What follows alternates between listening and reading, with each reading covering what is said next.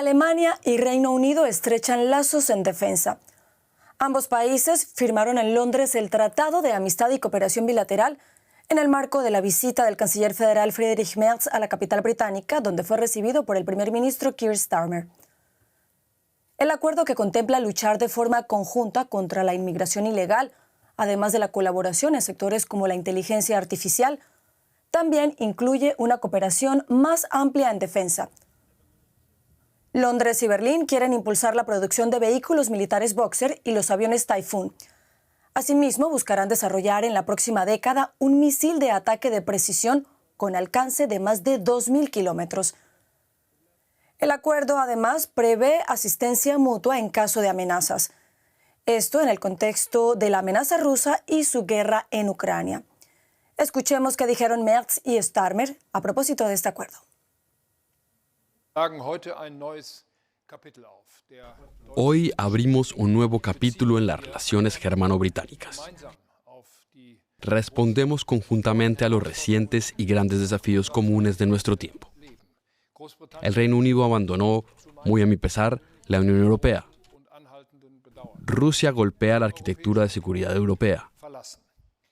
Y las relaciones transatlánticas cambian de forma nunca antes vista.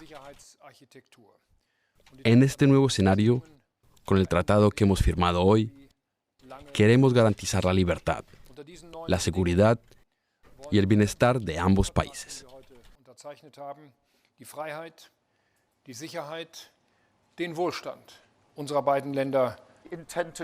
Como potencias líderes de la OTAN en Europa nos proponemos, entre otras cosas, no solo reforzar nuestro compromiso con la defensa mutua, sino también maximizar los beneficios del gasto en defensa en forma de más empleos, mayor crecimiento económico y más seguridad. Con este tratado hundiremos nuestras industrias para impulsar exportaciones de defensa por miles de millones de libras y aceleraremos la cooperación en el desarrollo de armas y equipos de alta tecnología. Bienvenidos a la actualidad en análisis. Hoy los acompaña Carol Guerrero y nuestro invitado es Jesús Núñez Villaverde. Él es exmilitar, codirector del Instituto de Estudios sobre Conflictos y Acción Humanitaria, con sede en Madrid, y nos atiende a esta hora desde la capital española. Jesús, es un gusto saludarte. Gracias por estar con nosotros. Un placer, desde luego. Jesús, ¿cómo enmarcarías tú este acuerdo entre Londres y Berlín, que algunos ya califican como histórico, en particular en materia de defensa? Creo que tiene sentido calificarlo como histórico. Si pensamos en términos de lo que ocurrió durante la Segunda Guerra Mundial, Berlín y Londres eran enemigos frontales en un conflicto que produjo una tragedia humana de considerable magnitud.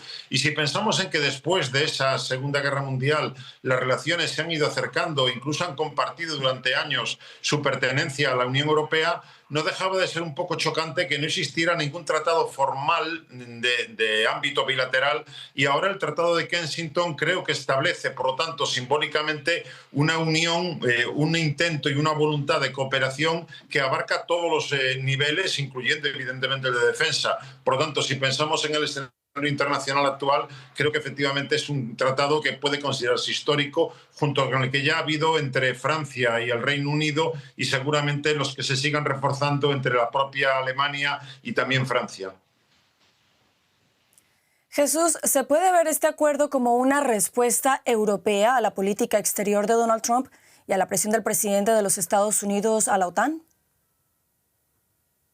Bueno, creo que es uno de los elementos a considerar, pero no el único. Si tuviera que ponerlos en orden, para mí la primera cuestión a tomar en consideración es precisamente la amenaza que Rusia representa ahora mismo con la invasión de Ucrania. Eso es lo que ha convulsionado completamente el escenario continental europeo, y a partir de ahí lo que parece es que se ha activado una voluntad política por parte de los países de la Unión Europea y algunos desde fuera, como puede ser Reino Unido, para sumar fuerzas para poder hacer frente a un escenario cada vez de mayor inestabilidad que puede desembocar en un conflicto de mayores dimensiones al que estamos viendo ahora mismo en Ucrania.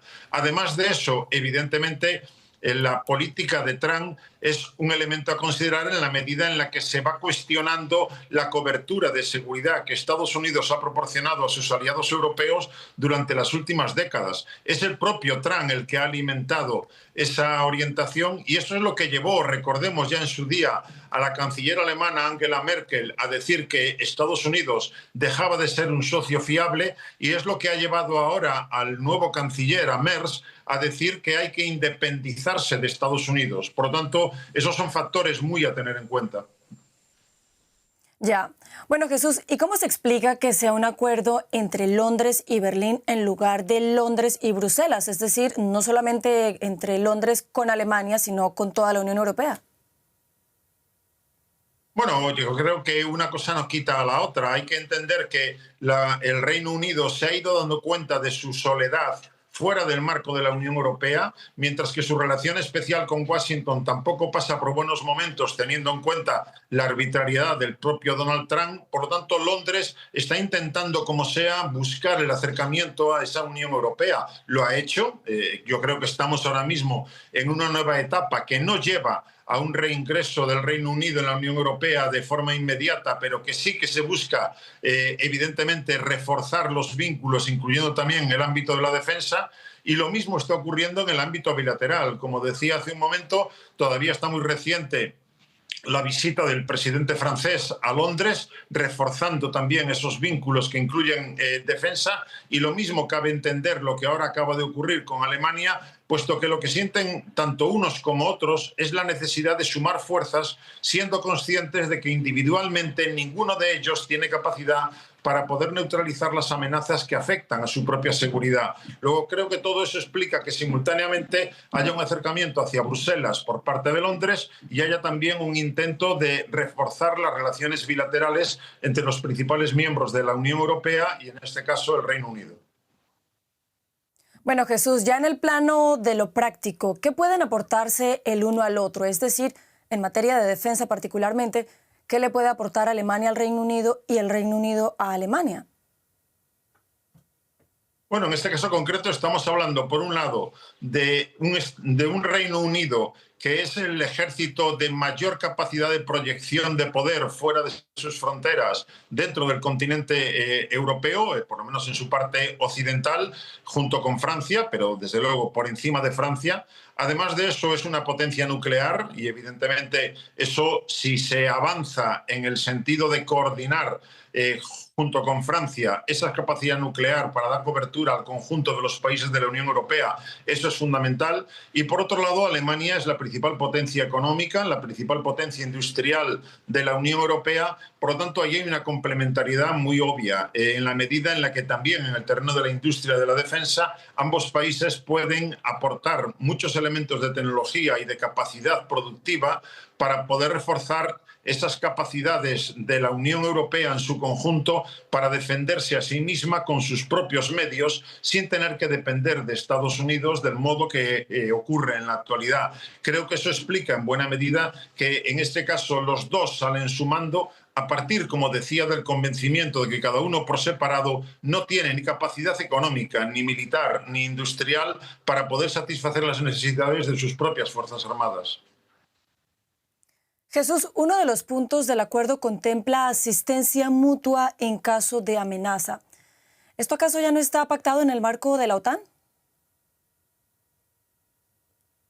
Sí, efectivamente, los dos son países miembros de la Alianza Atlántica. El artículo 5 del Tratado de la OTAN determina una cláusula de defensa colectiva de tal manera que el ataque a uno es considerado un ataque a todos y eso activa una respuesta, pero eso no niega la posibilidad, porque no es esta la primera vez, que entre países miembros de la OTAN se realicen también acuerdos de defensa mutua que refuerzan una vez más los lazos, los vínculos. Recordemos que el artículo 5 de la OTAN no determina que la respuesta al ataque a uno de sus miembros tenga que ser una respuesta militar. Por lo tanto, este tipo de acuerdos bilaterales que sí quieren transmitir al menos la idea de que dan un paso más, muestran la voluntad de aportar capacidades de defensa defensa, en la respuesta al ataque que alguno de ellos pueda recibir. Por lo tanto, como digo, la Unión Europea tiene en el artículo 42.7 del Tratado de la Unión una cláusula de seguridad colectiva. Eso no niega la que tiene también el artículo 5 de la OTAN, y ninguno de esos dos niega ni anula, sino que al revés, refuerza lo que se haga a escala bilateral. Y creo que en ese sentido hay que entender lo que ahora acaba de ocurrir. Jesús, antes de despedirte, te quisiera preguntar si consideras que a raíz de estos acuerdos que ya nos mencionabas, primero con Francia y ahora con Alemania, se puede esperar que Londres busque acercarse a otros países de la Unión Europea. Creo que eso es lo que está haciendo. Es Londres quien está fuera de la familia europea. Es Londres quien cometió lo que desde mi punto de vista fue un error estratégico de gran magnitud al salirse de la Unión Europea pensando que podía recuperar una soberanía nacional que hoy en el siglo XXI carece absolutamente de sentido para una potencia media como Londres. Y eso es lo que ha llevado ahora mismo a buscar un acercamiento, contando también con que desde Francia fundamentalmente, pero también Alemania, se ha mantenido la puerta abierta todo el tiempo para que Londres se siente implicado en la seguridad del continente europeo frente a cualquier tipo de amenaza, sea la de Rusia o cualquier otra. Luego, desde ese punto de vista, creo que es Londres quien estaba más necesitado, y esas son las señales que va enviando de querer reforzar y establecer vínculos con países tanto de la Unión Europea como en otros, en la medida en la que sabes conscientemente que frente al tipo de amenazas que hoy en día nos afectan a todos, en solitario no tienen la más mínima posibilidad de éxito. Jesús Núñez Villaverde, muchas gracias por habernos acompañado en este interesante análisis. Un placer, hasta la próxima.